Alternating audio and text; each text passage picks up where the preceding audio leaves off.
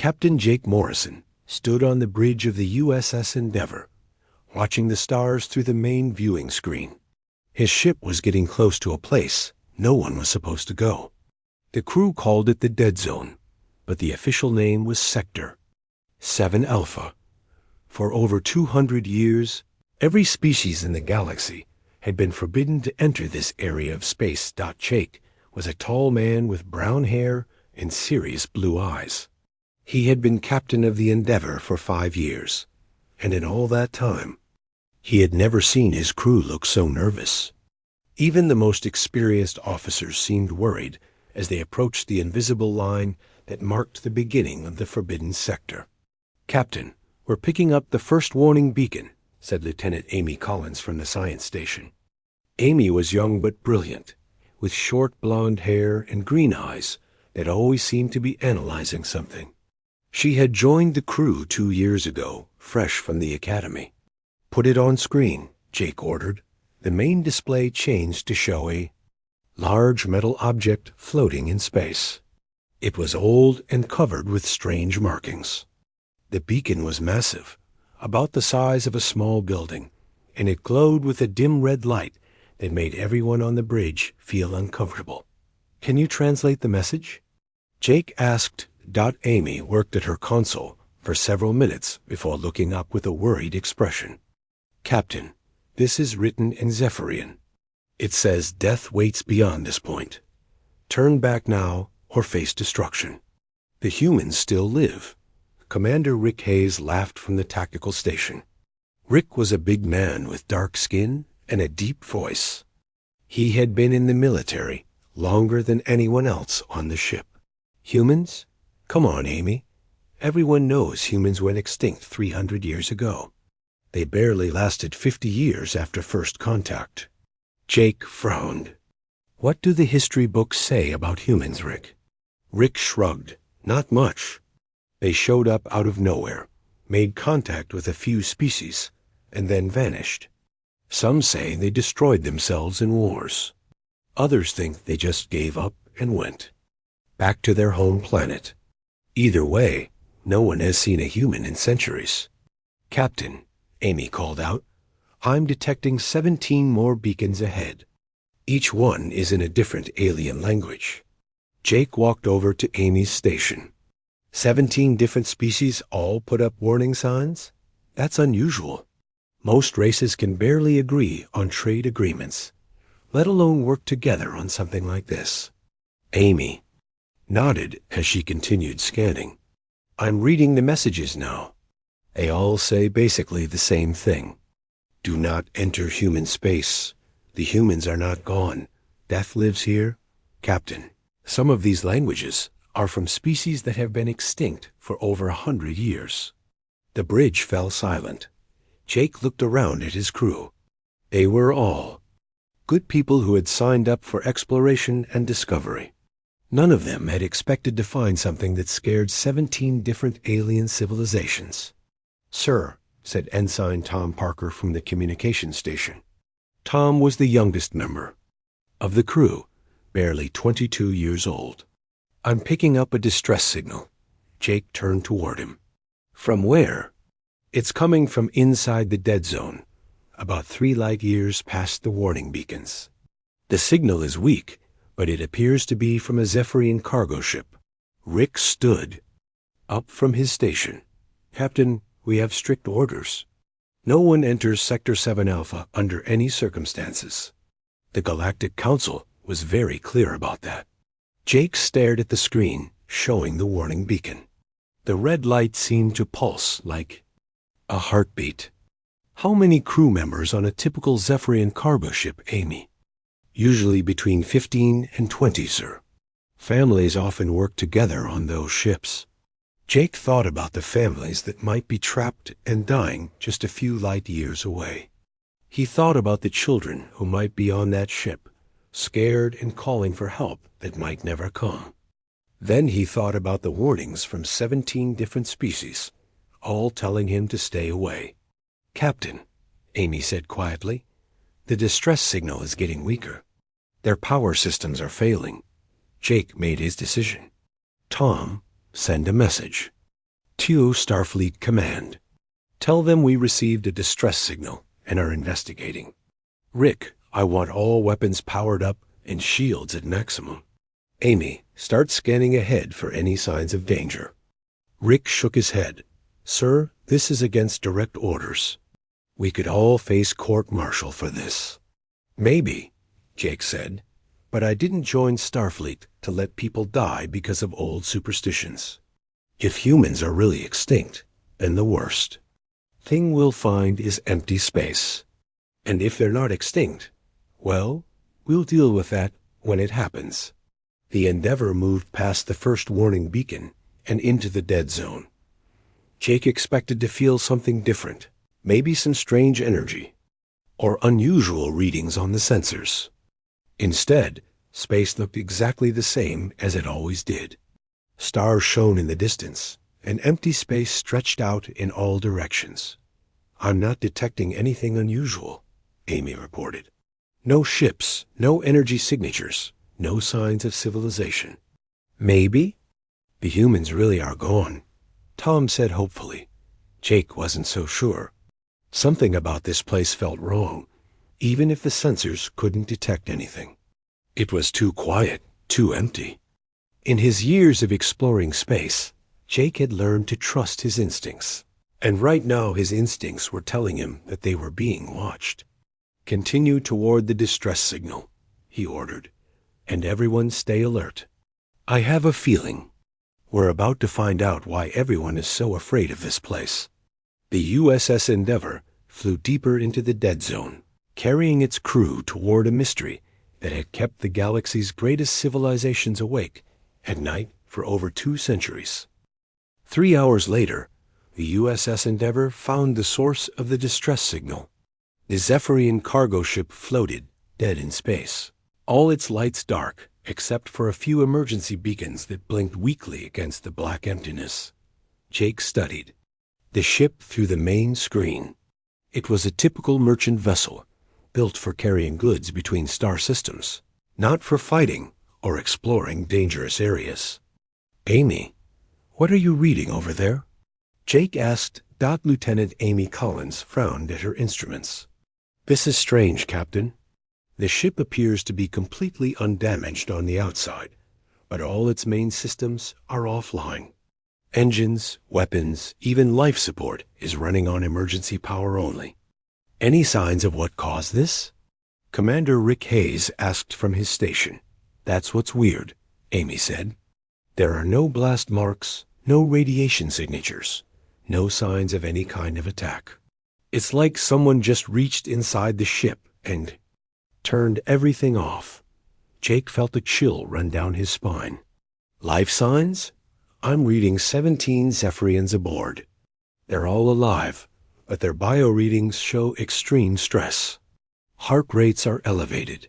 Brain patterns indicate severe fear. Jake made his decision quickly. Rick, take a security team and board that ship. Find out what happened and get those people to safety. Amy, keep scanning the area. If something did this to them, it might still be around.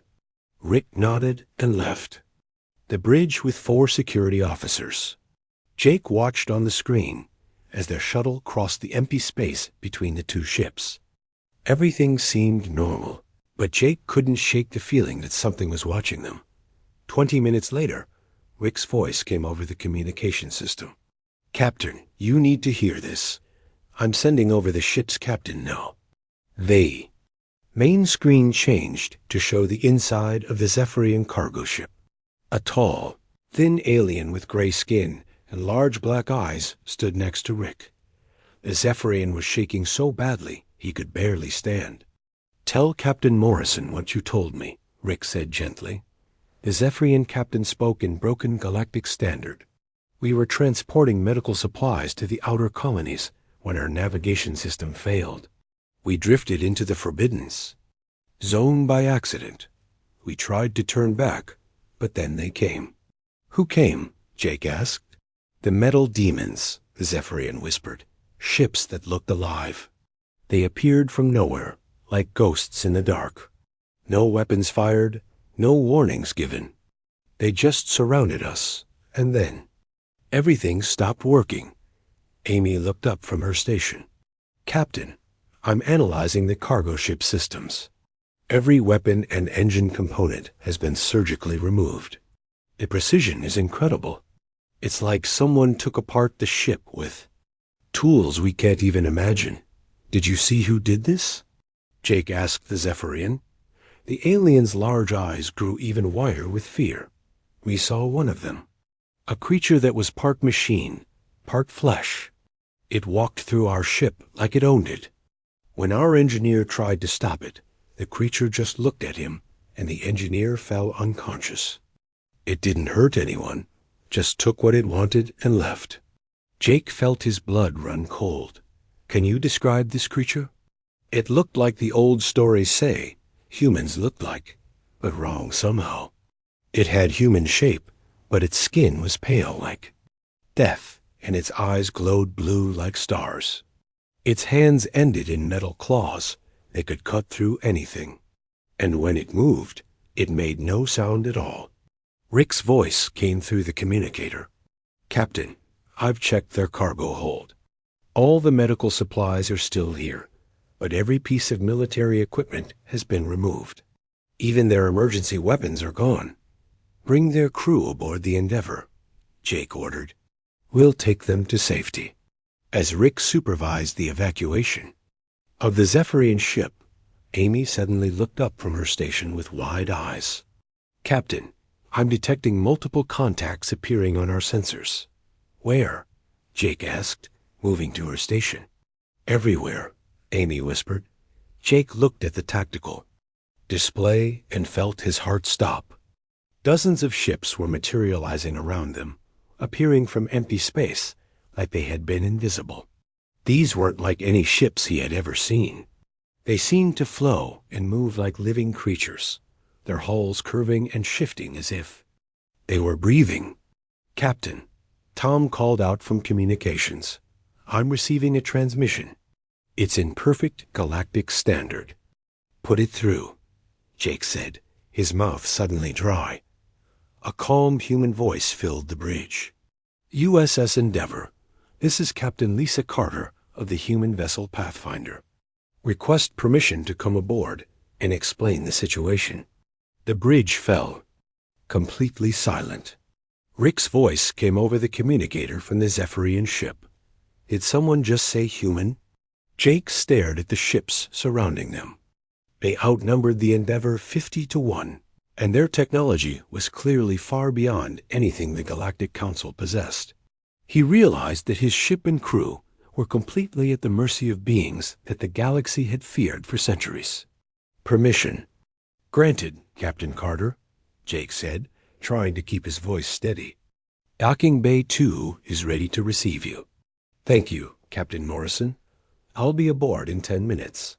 And Captain, tell your tactical officer to power down his weapons. We're not here to fight. Jake looked at Rick's station and saw that the weapons were indeed still powered up. How did she know that? Amy checked her sensors again. Captain, these ships aren't just advanced. They're reading our systems like an open book. They know everything about us, our weapons, our shields, even our crew roster. Jake realized that they had stumbled into something much bigger than a simple rescue mission. Humans weren't extinct. They were very much alive, and they had been watching the galaxy for centuries. The question now was what they wanted, and whether Jake and his crew would survive long enough to find out. All hands, prepare for visitors, Jake announced over the ship's communication system. We're about to make first contact with a species that supposedly doesn't exist. As he waited for Captain Carter to arrive, Jake wondered if he had just made the biggest mistake of his life, or if he was about to discover the truth about the greatest mystery in galactic history. Captain Lisa Carter was not what Jake Morrison expected a human to look like. She was tall and lean, with short black hair and bright green eyes that seemed to see everything at once. She wore a uniform that looked like it was made from living metal, shifting slightly as she moved. Most surprising of all, She looked completely normal, just like the humans from the old history books. "Thank you for agreeing to meet with me, Captain Morrison," Lisa said as she entered the conference room. Her voice was calm and friendly, not at all threatening. "I apologize for the dramatic entrance, but we don't get many visitors out here." Jake studied her carefully. "Captain Carter, according to our records, humans have been extinct for over 200 years. Care to explain how you're standing here?" "Talking to me?" Lisa smiled, and Jake noticed that her teeth were perfectly white and straight. "We're not extinct, Captain. We just chose to leave." "Leave?" Amy asked from her seat across the table. "Leave and go where?" "Here," Lisa said, gesturing around them. "To the place everyone else was too afraid to go. You call it the dead zone. We call it home." Commander Rick Hayes leaned forward.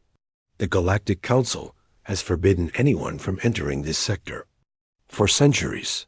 They say it's too dangerous." "It is dangerous," Lisa agreed, "but not for the reasons they think." Jake felt frustrated. "Captain Carter, I need you to be more direct. My crew and I risked our careers to answer a distress call in forbidden space. We deserve to know what's really going on here." Lisa nodded, and her expression became more serious. "You're right. Let me start from the beginning. 300 years ago, humans made first contact with the Galactic Council. It didn't go well. The history books say humans were aggressive and unpredictable," Rick said. "The history books are wrong," Lisa replied. "We weren't aggressive. We were just different. Too different for the other species to understand or accept." Amy looked curious. "Different how?" Lisa stood up and walked to the window that looked out into space. "Humans have abilities that other species find disturbing. We can interface directly with any technology, no matter how advanced or alien. Our minds process information much faster than normal biological limits should allow. And we have an understanding of warfare and tactics that makes us nearly impossible to defeat in battle." Jake felt a chill. "That does sound threatening." "It gets worse," Lisa continued. "We can also adapt our biology to survive in environments that would kill other species. Some of us have chosen to merge with our technology, creating beings that are part human, part machine. Like the one your Zephyrian friends saw." Rick stood up quickly. "So you admit you attacked that cargo ship?" "We disabled it," Lisa corrected. "When ships drift into our space, we remove their weapons and engines to prevent them from causing trouble or getting hurt. We don't harm the crews." "But why?" Jake asked. "Why hide out here? Why not try to work with the Galactic Council?" Lisa turned back to face them, and Jake saw sadness in her eyes. "Because they were afraid of us. After first contact, several species demanded that humans be quarantined or destroyed. They said we were too dangerous to exist alongside other intelligent life." Amy looked shocked. "The Galactic Council wanted to destroy an entire species?" "Not officially," Lisa said, "but we intercepted communications, planning attacks on human colonies. We realized that if we stayed in contact with the galaxy, eventually someone would try to wipe us out, so we made a choice." "You chose to disappear." Jake said. "We chose to protect both ourselves and everyone else," Lisa corrected. "You see, Captain Morrison, there's something the Galactic Council doesn't know. Something we've been dealing with for the past 2 centuries, while the rest of the galaxy lived in peace." Rick crossed his arms. "What kind of something?" Lisa walked back to the table and sat down. "Have you ever heard of the Void Spawn?"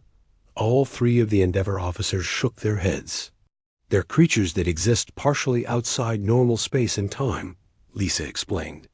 "They feed on reality itself, consuming entire star systems by unraveling the fabric of space. They're drawn to large concentrations of intelligent life." Jake felt his stomach drop. "Are you saying these creatures are real?" "Very real," Lisa sighed grimly. And they've been trying to break into our galaxy for centuries. The reason humans isolated ourselves wasn't just to hide from other species. It was to prevent the void spawn from detecting the rest of galactic civilization. Amy looked pale. How do you fight something like that? With great difficulty, Lisa admitted. Our biotechnology and human adaptability give us tools that conventional weapons can't provide.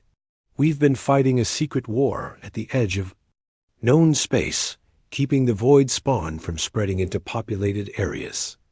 Rick sat down heavily. You're telling us that humans have been protecting the galaxy while everyone thought you were extinct? That's exactly what I'm telling you, Lisa said. We've lost entire colonies to these creatures. Millions of humans have died fighting enemies that most species can't even see, let alone battle. Jake stared at her in amazement. Why didn't you? Tell anyone. Why didn't you ask for help? Lisa's expression became bitter. Because the same species that wanted us quarantined or destroyed would never have believed us. And even if they had, their technology couldn't fight the void spawn effectively. We would have been exposing the entire galaxy to a threat they couldn't handle. So you've been fighting alone for 200 years, Amy said quietly. Yes, Lisa said. And we've been winning barely. But things are changing. The void spawn are getting stronger and more aggressive. Some of them have started breaking through our defenses. Jake felt a terrible understanding begin to form. The missing colonies on the outer rim, the ones that just vanished without a trace. Lisa nodded grimly. 3 systems in the past year. By the time we realized what was happening, there was nothing left to save.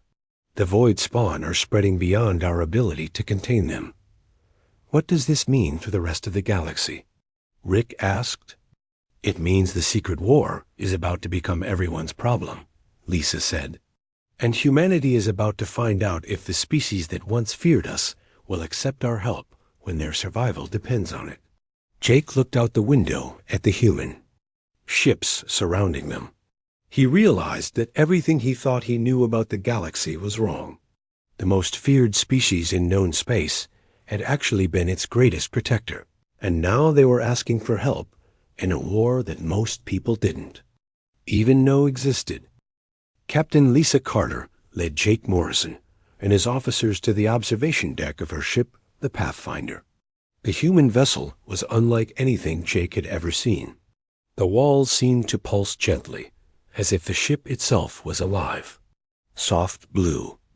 Lights ran along the corridors like veins, and the air had a strange quality that made everyone feel more alert and focused.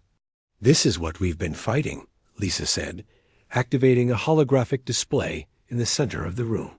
The display showed a 3-dimensional map of space, with thousands of stars marked in different colors. Jake noticed that large sections of the map were completely black, with no stars at all. Each black area represents a star system that has been completely destroyed by the void spawn, Lisa explained. Not conquered or damaged, destroyed, erased, from existence so completely that even the space where they used to be is empty. Amy stared at the display in horror. How many systems? Over 300 in the past 2 centuries, Lisa said quietly, each one containing billions of lives. Planets, stars, asteroids, gas clouds, everything just gone, like it never existed at all. Rick pointed to one of the black areas. This one is huge. How many stars were in that region? 47, Lisa said. The void spawn consumed an entire cluster in less than a week. We tried to evacuate the inhabited worlds, but we couldn't save everyone. Jake studied the map more carefully. I noticed the black areas seem to follow a pattern. They're all on the edge of human space, forming a barrier between you and the rest of the galaxy. Exactly, Lisa nodded. We've been using our colonies as bait, drawing the void spawn to unpopulated areas where we could fight them without risking civilian lives. Every human settlement out here knows they might have to evacuate at a moment's notice. What exactly? Are these void spawn? Amy asked. How can something destroy an entire star system? Lisa touched a control, and the display changed to show a recording of a battle. Jake watched in fascination as human ships that looked more like living creatures fought against things that hurt to look at. The enemy appeared as dark tears in space itself, moving in ways that defied physics. They exist in multiple dimensions. At once, Lisa explained, they can reach into our reality and tear it apart at the fundamental level. Normal weapons pass right through them because they're not entirely here. Explosions and energy blasts can't hurt something that's only partially present in our universe. Then how do you fight them? Rick asked. The display showed a human ship that seemed to change shape as it fought, its hull flowing like liquid metal. The pilot appeared to be connected directly to the ship through cables that ran into his body. We had to become something new, Lisa said. Our biotechnology allows us to exist partially outside normal space, just like they do. Our pilots merge their consciousness with their ships, creating a hybrid entity that can engage the void spawn on their own terms. Jake watched the recording with growing unease. That looks incredibly dangerous. It is, Lisa admitted. Many pilots don't survive the merging process. Others come back changed in ways we don't fully understand. But it's the only way to fight an enemy that exists between dimensions. Amy pointed to another part of the display. Unseen patterns in their attacks. They seem to be moving towards something specific. You're very observant, Lisa said. The void spawn are drawn to large concentrations of intelligent life. The bigger the population, the more attractive it becomes to them. They're slowly working their way toward the core systems of the galaxy. Rick's face went pale. You mean they're heading for the capital worlds? The Galactic Council chambers? Eventually, Lisa nodded. If we can't stop them, they'll consume every inhabited system in the galaxy. But that's not the worst part. Jake didn't want to ask, but he had to know. What's the worst part? They're learning, Lisa said grimly. Each time we fight them, they adapt. They're getting better at existing in our reality, and they're starting to create permanent openings between dimensions. If they succeed in creating a stable portal, they could bring their entire species into our universe at once. The observation deck fell silent as everyone absorbed this information. Jake tried to imagine what it would mean for billions of void spawn to suddenly appear in normal space, tearing apart reality wherever they went. How long do we have?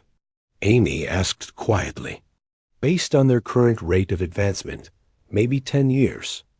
Before they break through our defenses entirely, Lisa said. Less if they figure out how to create those stable portals. Jake looked at the map again, focusing on the areas marked as current Galactic Council territory. You said they're attracted to large populations. What happens when they reach a core world with 50 billion inhabitants? They'll consume it in hours, Lisa said. The more life they absorb, the stronger they become. A feeding frenzy on a core world would give them enough power to open portals throughout the galaxy. Rick stood up and began pacing. This is insane. Why hasn't humanity warned the Galactic Council about this threat? Because the same species that wanted to quarantine or destroy us would never have believed the threat was real, Lisa replied. And even if they had believed us, their conventional weapons and technology couldn't fight the void spawn effectively. We would have been exposing the entire galaxy to an enemy they couldn't defeat. But that's changed now? Jake asked. Lisa nodded slowly. 3 systems have already been lost beyond our defensive perimeter. The void spawn are moving into areas where they might encounter regular galactic shipping. Soon, the secret will be out whether we want it to be or not. Amy looked up from studying the display. Captain Carter, some of these recent attacks show patterns I recognize. The missing colonies on the outer rim, the ones that just vanished, without any distress calls or wreckage. Yes, Lisa said sadly. We weren't fast enough to save them.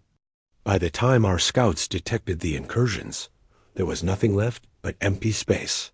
Jake realized the full scope of what he was hearing. "You're telling us that humanity has been fighting a war to save the entire galaxy, while everyone thought you were extinct." "That's exactly what I'm telling you," Lisa said. "And now we need to decide what happens next. The void spawn are spreading beyond our ability to contain them alone. We need help, but that means revealing ourselves to a galaxy that has spent centuries learning to fear us." "What kind of help do you need?"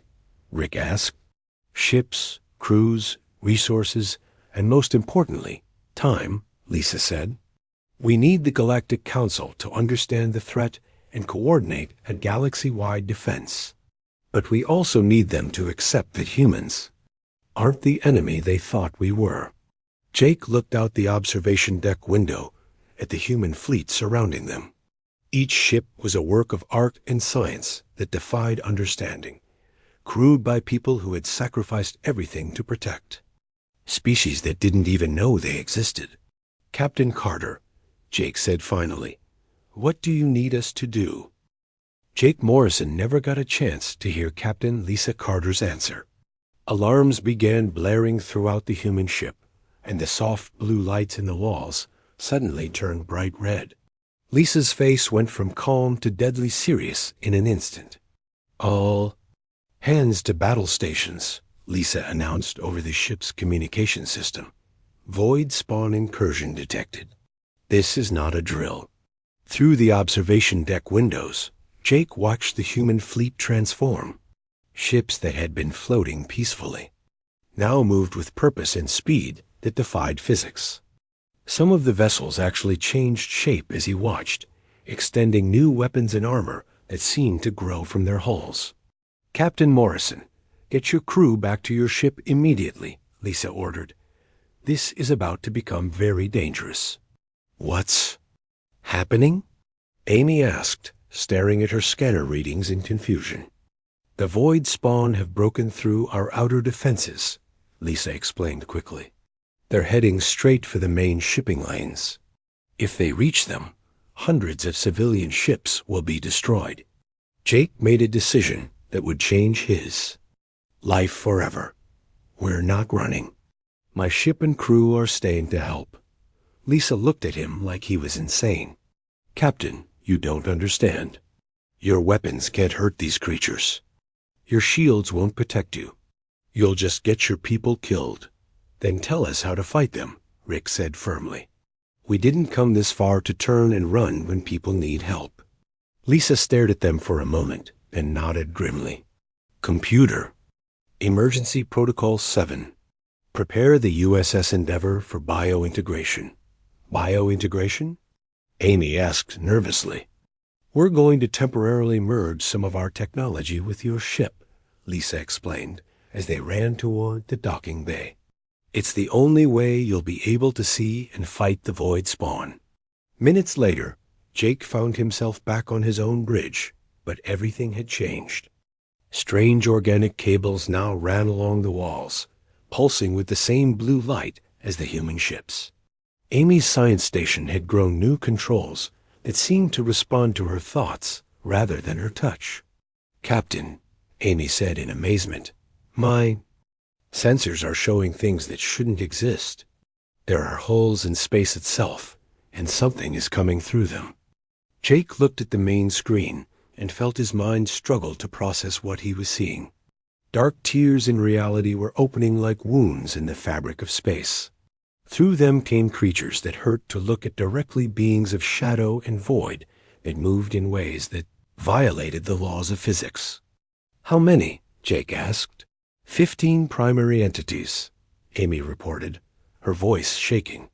"But they're creating more as they feed on the energy from our reality." The human fleet was already engaging the enemy. Jake watched in fascination as ships that looked half-alive fought creatures that existed between dimensions. The human vessels moved like living animals, dodging attacks that came from directions that didn't exist in normal space. "Captain Morrison," Lisa's voice came through the communication system, "we need your ship to guard the rear. More void spawn are trying to flank us through the asteroid field. Understood, Jake replied.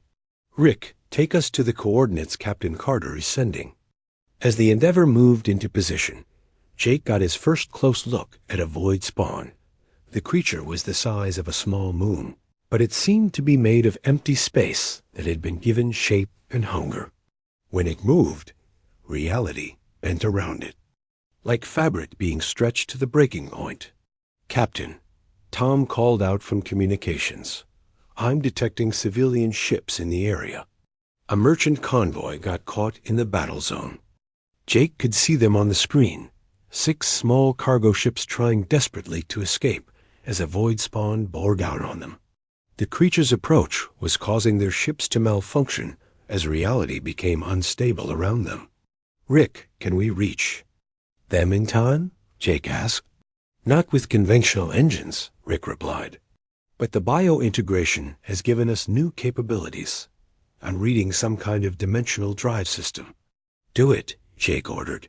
The Endeavor suddenly moved in a way that shouldn't have been possible. Space folded around them, and in an instant they were between the void spawn and the civilian convoy.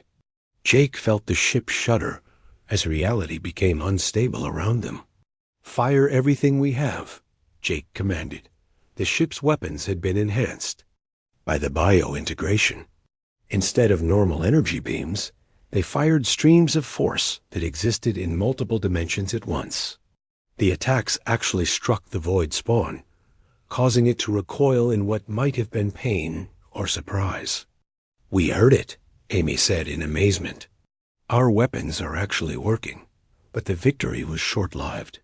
The void spawn turned its attention to the Endeavor, and Jake felt the ship's systems begin to fail as the creature's presence warped reality. Around them, the lights flickered, gravity became unstable, and crew members throughout the ship reported that their equipment was behaving strangely. Captain, Amy warned, the creature is trying to pull us into its dimension. If it succeeds, we'll cease to exist in normal space. Jake was about to order a retreat when a human ship appeared next to them. Unlike the other vessels in the fleet, this one was clearly piloted by someone who had fully merged with their ship. The pilot was visible through a transparent section of the hull, connected to the vessel by cables and tubes that ran throughout his body. This is Commander Danny Rodriguez, a voice said over the communication system. The voice sounded human, but had an electronic quality. It suggested the speaker was no longer entirely biological. Endeavor, get those civilians to safety. I'll handle the void spawn. Jake watched in awe as Rodriguez's ship transformed into something that was part machine, part living creature, and part pure energy. The vessel moved through space like a shark through water, striking the void spawn with weapons that seemed to cut through the fabric of reality itself. The battle was unlike anything in recorded galactic history. Human ships fought creatures that existed in multiple dimensions, while the crew of the Endeavor rescued civilian vessels and learned firsthand why humanity had hidden themselves away from the rest of the galaxy. When the last void spawn was destroyed, Jake found his ship surrounded by the human fleet once again. But now he understood what he was looking at. These weren't just advanced ships. They were the evolution of an entire species that had been forced to become something beyond normal. Biological limits in order to fight an enemy that threatened all life in the galaxy. Captain Morrison, Lisa's voice came through the communication system. Thank you for your help. Your crew fought bravely today. Jake looked around his bridge at his crew. They were all changed by what they had experienced. They had seen the truth about humanity's sacrifice and the threat that hung over the entire galaxy. Captain Carter, Jake said, we need to return to the Galactic Council with this information. They need to know about the void spawn threat and about what humanity has been doing to protect us all. Are you sure? Lisa asked. Once this information gets out, there's no going back. Some species will still see us as a threat.